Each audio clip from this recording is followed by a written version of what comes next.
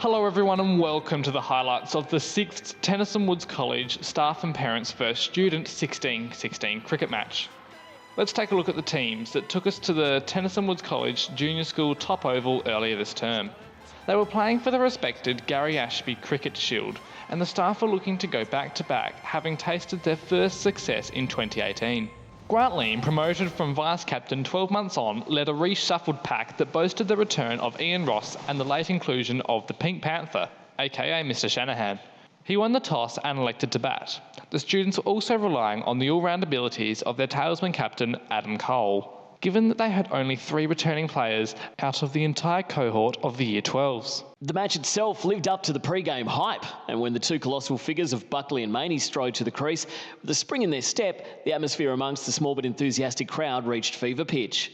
Thank goodness the students were off the pace from the first ball as the chirpy B. Ketting put down a sitter at first slip.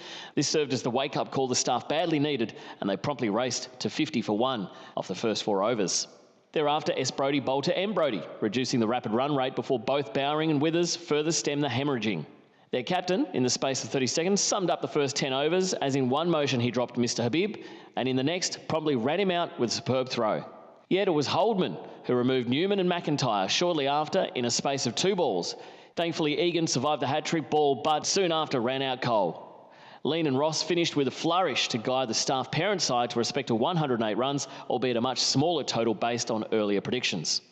For various reasons, the staff parent team that took to the field was slightly depleted, and 2 unwitting spectators proved to be rather good super subs. Ryan Sidebottom Carl, fresh from scoring duties in 2018, stepped on to assist both in the field and with the ball. Together with Liam Plunkett Turley, it was the latter who duly opened the bowling and removed Will Che with his first delivery, which immediately brought Adam to the crease. He wasted no time at all in erasing the deficit, hitting several 4s and a 6 that, interestingly, was caught by his brother, who, some might say conveniently, landed over the boundary rope. Ethan Chuck strode to the crease backed by John Cena's anthem, but did little to trouble the scorers until McIntyre came on to bowl her only over. It was at this point that the students in the Early Learning Centre were in danger of the long bombs he was delivering. Lean, Cole, Ross and Buckley did their best to rein in the run rate, so it led to a very tense finish. The run out of Tom Gould in the final over led to the return of their captain to finish the game off, or so he thought. Good morning everyone, and thank you for joining us. Today I would like to repeat the comments made in the immediate aftermath of the staff parent versus student cricket match some weeks ago. I understand and share the frustrations and disappointment from the Tenison Woods College staff and broader community about the events that occurred during the second innings.